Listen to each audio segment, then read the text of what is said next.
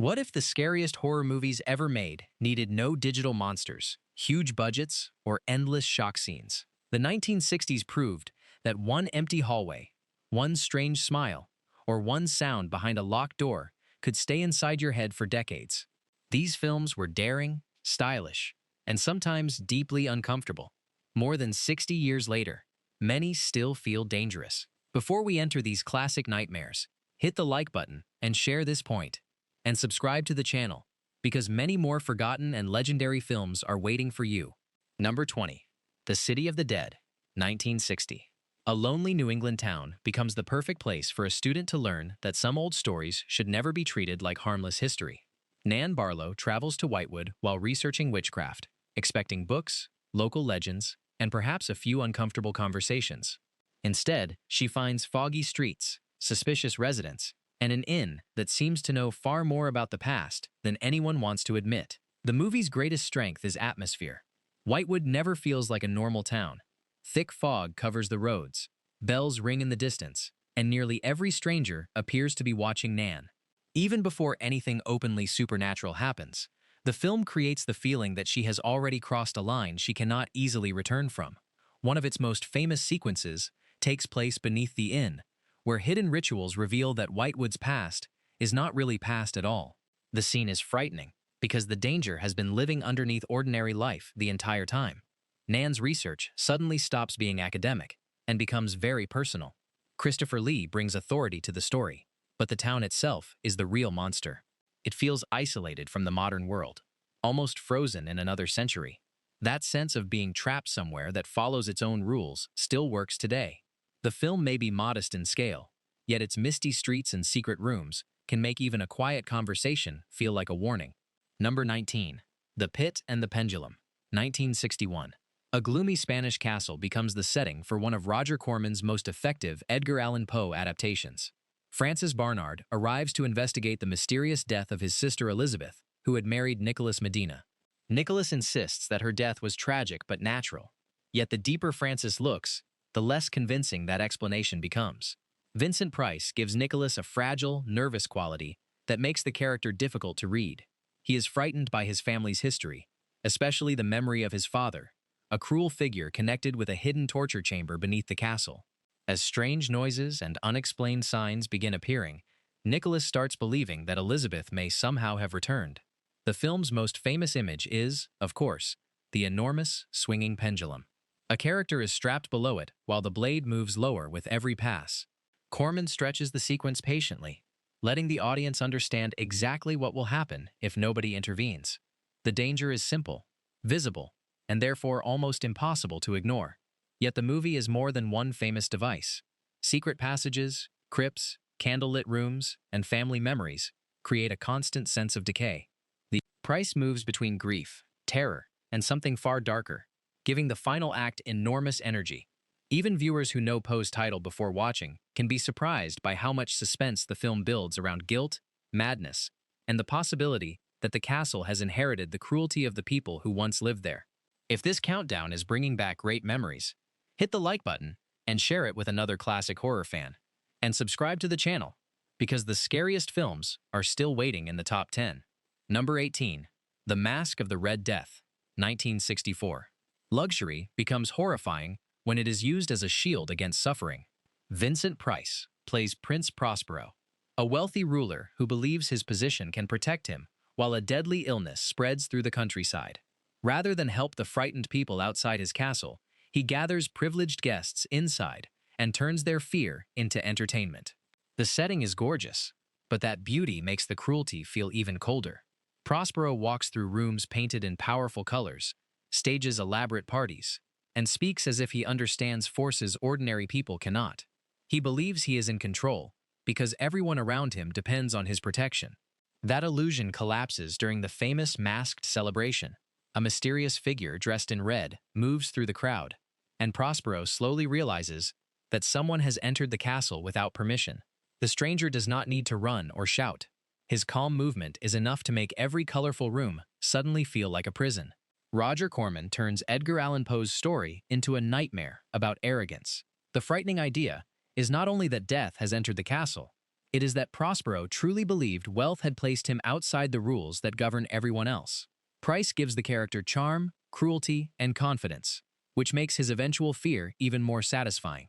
More than 60 years later, the film still looks unusually rich, and its central warning remains simple. No wall is high enough when the danger belongs to everyone. Number 17.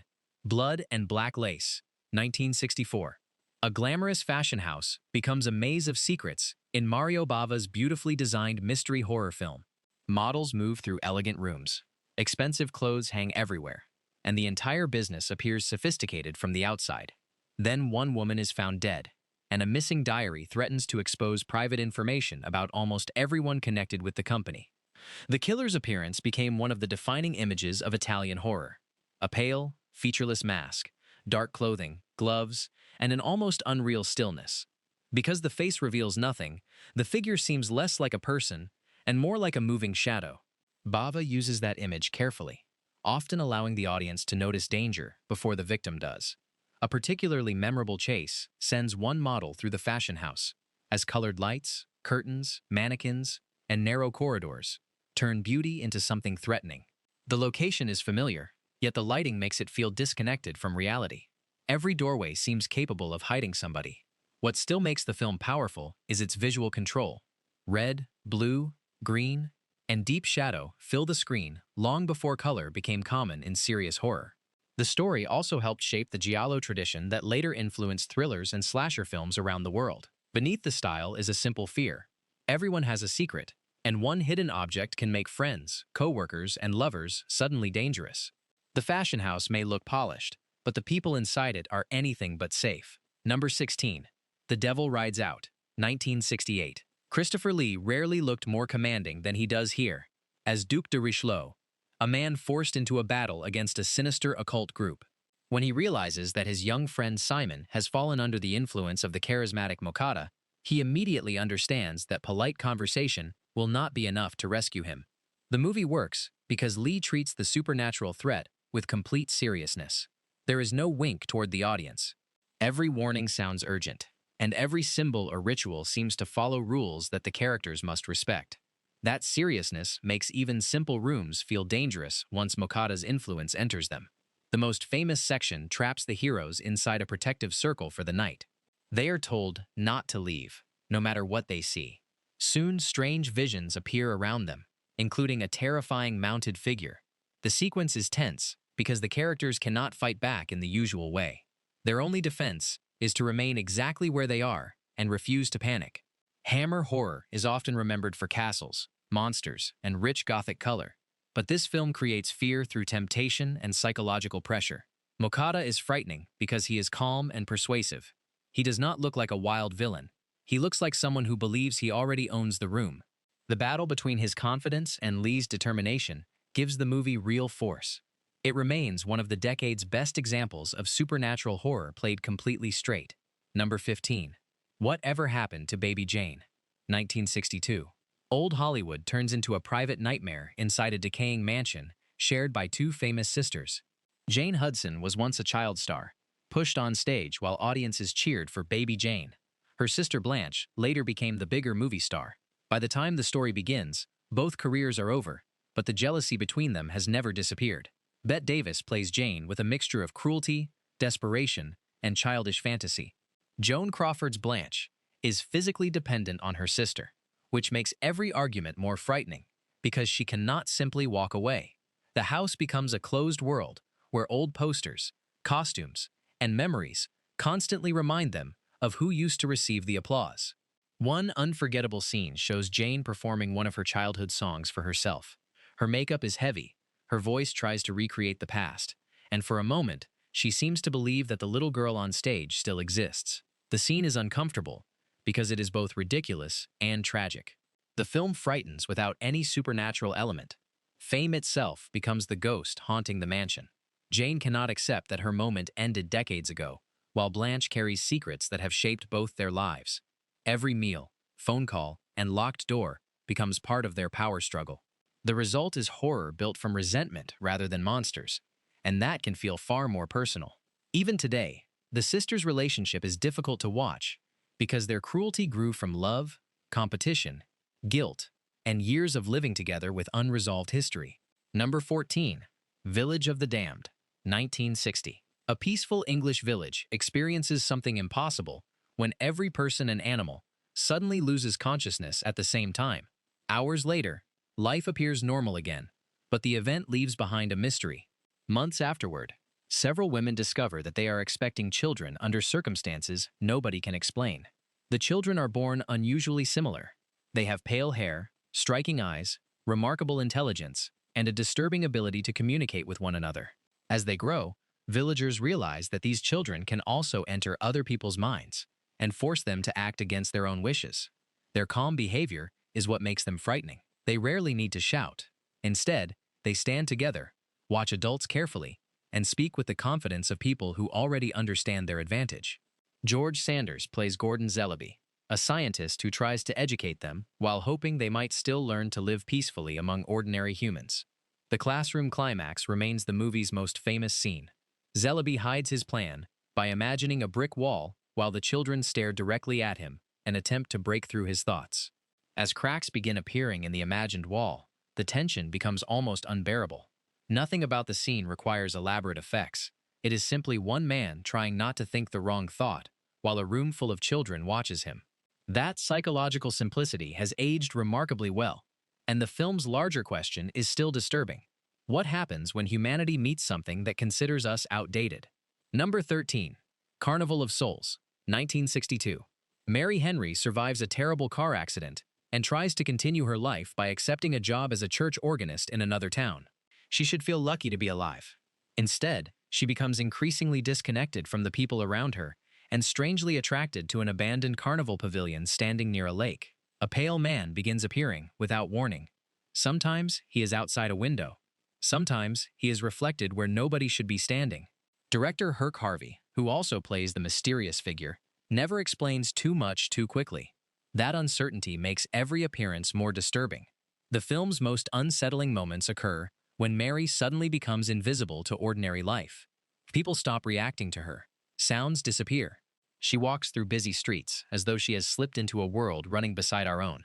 Those scenes create a frightening kind of loneliness because there is nobody she can ask for help. Everything leads toward the abandoned pavilion, where ghostly figures gather in a strange nighttime dance. The location feels both real and impossible, as if Mary has been moving toward it since the opening accident. Made on a tiny budget, the movie survives because of mood rather than spectacle. Empty streets, organ music, shadows, and long silences turn everyday places into dream spaces. Its influence can be felt in later psychological and supernatural horror, but the original still has its own strange rhythm. Number 12. Kwaidan, 1964. Instead of telling one story, this Japanese masterpiece presents 4 supernatural tales, each built around promises, memory, guilt, and the dangerous closeness between the living and the dead. Director Masaki Kobayashi creates worlds that look deliberately artificial, with painted skies, strange colors, enormous empty spaces, and landscapes that feel like illustrations from an ancient dream. One story follows a man who survives an encounter with a mysterious woman in the snow, after promising never to reveal what happened. Years later, he builds a new life and eventually forgets the importance of that promise. Another follows a samurai whose selfish decision to abandon his wife creates consequences he cannot escape. The most famous section may be Hoichi the Earless. A blind musician is repeatedly summoned at night to perform for an audience he cannot see. He believes he is playing for nobles. The truth is much stranger. When monks discover what is happening, they attempt to protect him by covering his body with sacred writing. The scene that follows is unforgettable, because one small mistake becomes terrifyingly important. Kwaidan is not fast horror. It moves with the patience of a legend being told beside a fire. That slowness allows every sound, footstep, and empty room to gain weight. The ghosts are frightening, but sadness is everywhere too. That emotional depth keeps the movie from feeling like a simple collection of scares and gives its supernatural images an almost timeless power. Number 11. Onibaba, 1964. War has reduced life to survival in a vast field of reeds where 2 women attack wandering soldiers, take their valuables, and sell what they can. Their existence is harsh but organized, until a young man named Hachi returns from battle and begins a relationship with the younger woman. Jealousy becomes the force that changes everything. The older woman fears losing her companion and the support she depends on. Then she encounters a samurai wearing a frightening mask. After learning what lies beneath it, she takes the mask and decides to use it as a supernatural warning. At night, she begins appearing in the reeds wearing the mask, hoping to frighten the younger woman away from Hachi. The plan works at first. Then rain falls. The disguise becomes difficult to remove, and the joke becomes something far more terrifying. The image of the masked figure moving through tall grass is one of Japanese horror's great visual moments. Yet the movie's power also comes from its physical setting. The reeds are everywhere, hiding people only a few feet apart. Wind bends them like waves, and narrow paths make escape difficult. Kaneto Shindo mixes folklore with human desperation. The mask may seem supernatural, but hunger, war, possessiveness, and fear drive the characters long before it appears. That makes the story feel brutally real beneath its ghostly imagery. Nobody begins as a monster. Number 10. Black Sunday, 1960. Mario Bava announces his Gothic nightmare with an opening that still feels aggressive by 1960 standards. Princess Asa, accused of forbidden practices, is condemned alongside her companion. Before disappearing into history, she places a curse on the family responsible for her fate. Centuries later, a doctor and his assistant accidentally disturb Asa's resting place while traveling through the countryside. That mistake begins restoring something that should have remained buried. Barbara Steele plays both Asa and her innocent descendant Katia, allowing Bava to turn one face into two completely different presences. The most famous image comes from the frightening metal mask associated with Asa's punishment. It immediately tells the audience that this will not be a gentle Gothic story. Yet the film's real strength is atmosphere. Graveyards disappear beneath fog, castle corridors seem endless, and old rooms look as though they have been waiting centuries for the curse to return. Steele's appearance is perfect for the material. One moment she seems delicate and vulnerable. The next, a change in lighting makes her look almost otherworldly.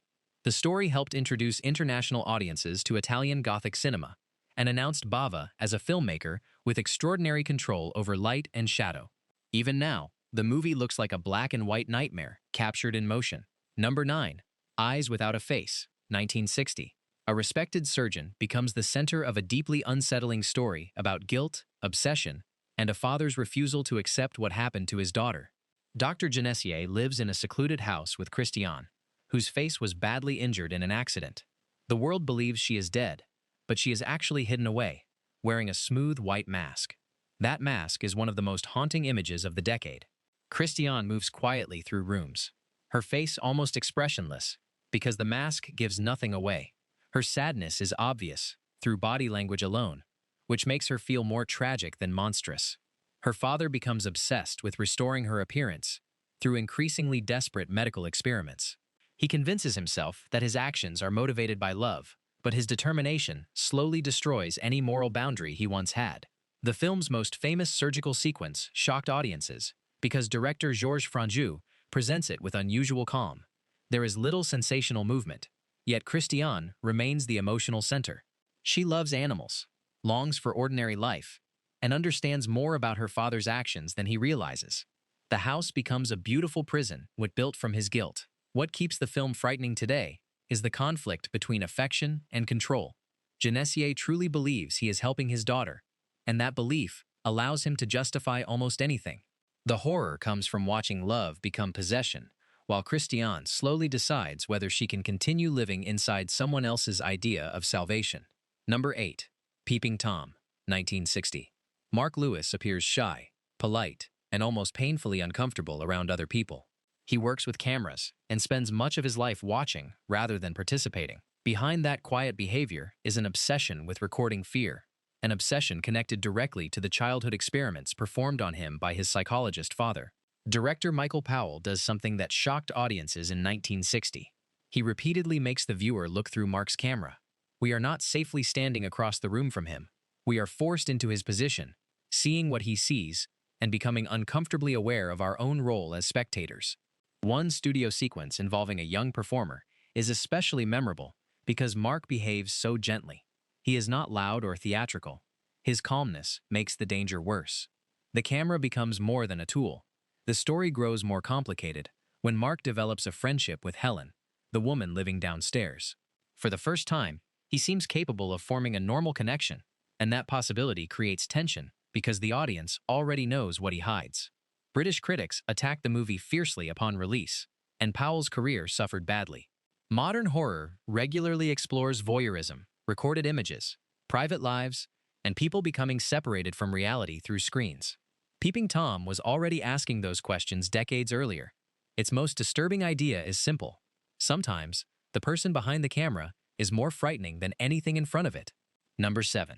The Innocents, 1961. A beautiful country estate should be the safest place imaginable for two children and their new governess. Instead, director Jack Clayton turns Bly into a location where every window, hallway, and garden seems capable of hiding something. Miss Giddens arrives to care for Miles and Flora after their wealthy uncle makes it clear that he wants no involvement in their daily lives. At first, the children are charming. Then their behavior begins feeling strangely mature, secretive, and sometimes almost rehearsed. Dupree's Deborah Kerr gives the story its emotional intensity. Miss Giddens becomes convinced that the spirits of two former employees are influencing the children. She hears unexplained voices, sees figures in the distance, and slowly begins believing that she must save Miles and Flora from something they refuse to discuss. The lake scene remains one of the greatest quiet scares in classic cinema. Flora plays nearby, while Miss Giddens notices a dark figure standing far across the water. Nobody runs. Nobody screams. The distance makes the image more disturbing, because there is time to stare at it. The movie never gives viewers a comfortable answer about everything they see. Are ghosts truly controlling the children? Or is Miss Giddens interpreting ordinary behavior through growing fear? Wide black and white images leave dark areas around the characters, making viewers search the frame for movement. The more closely you look, the less certain you become about what is real. Number 6. The Haunting, 1963. Hill House is introduced almost like a living thing. Its architecture feels wrong. Its history is filled with suffering. And even people who do not believe in ghosts quickly become uncomfortable once they spend a night inside. Dr. Markway invites a small group to the mansion while investigating paranormal activity. Among them is Eleanor, a lonely woman who has spent years caring for her mother and now sees the trip as an escape from an unhappy life. That emotional vulnerability makes her unusually open to whatever Hill House may be offering. The bedroom sequence remains a masterclass in fear without showing the threat. Eleanor and Theodora listen as violent pounding travels through the corridor. A door appears to bend inward while something unseen moves outside. The women can hear it, but the audience never receives a clear look at what is responsible. Robert Wise understands that the imagination becomes more active when information is missing. The house uses sounds, shadows, strange angles, and impossible spaces instead of visible creatures. As the story continues, Eleanor begins feeling that Hill House has chosen her. That idea is frightening and sad at the same time. The mansion seems to offer the belonging she has always wanted, but the price may be everything she has left. One closed door, one spiral staircase, and one voice in the night are enough. Number 5. Repulsion, 1965. The horror in this film begins inside an ordinary London apartment. Carol, played by Catherine Deneuve, is quiet, withdrawn, and visibly uncomfortable with physical closeness. When her sister leaves on holiday, Carol remains alone, and her fragile connection to everyday life begins to collapse. At first, the changes are small. Food is left untouched. A clock seems too loud. Ordinary conversations replay in her mind. Then the apartment itself appears to change. Cracks spread across walls. Rooms seem different in size, and hands emerge from places that should be solid. Roman Polanski uses the apartment as an extension of Carol's mental state. The longer she stays inside, the less the audience can separate what is physically happening from what she fears is happening. One famous corridor sequence makes the walls appear to reach toward her as she walks. It is simple, surreal, and deeply disturbing because a familiar space suddenly refuses to behave normally. Visitors become another source of danger. From the outside, some seem ordinary, but we experience them through Carol's fear, which makes every knock at the door feel threatening. The film contains shocking moments, yet silence does most of the work. Long stretches force viewers to remain alone with Carol, while the apartment grows darker and more claustrophobic. The nightmare develops through perception itself, until a room, a crack in plaster, or even a ringing telephone can become unbearable. Number 4. The Birds, 1963. Alfred Hitchcock begins with flirtation, humor, and a trip to a peaceful coastal town. Melanie Daniels follows Mitch Brenner to Bodega Bay after meeting him in a bird shop. Then a gull strikes Melanie, and the entire world begins changing. The attacks start small enough to dismiss. Soon birds are flying into houses, gathering above streets, and appearing in numbers nobody can explain. Hitchcock never provides a scientific answer, which makes the situation more frightening. There is no experiment to stop, no villain to defeat, and no single nest causing the problem. The schoolhouse sequence remains legendary. Melanie waits outside while children sing inside. Behind her, birds quietly gather on playground equipment. Hitchcock allows the audience to notice them before she does. Each new arrival increases the tension until she finally turns around. Another unforgettable sequence traps characters inside a house while birds strike the roof, windows, and doors. The threat controls the sky, so running outside is not an obvious solution. Even the quieter moments are disturbing. Townspeople argue about whether the attacks are real, while evidence grows around them. The ending refuses to give viewers relief. The survivors slowly drive through thousands of silent birds, while everyone waits for another attack. That final silence is terrifying, because nothing has been solved. Humanity has not won.